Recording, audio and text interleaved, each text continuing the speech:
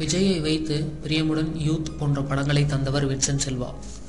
ஜித்தன், வாட்டா கொடியரண்யன் போன்ற படங்களையும் இயக்கியுள்ளார்.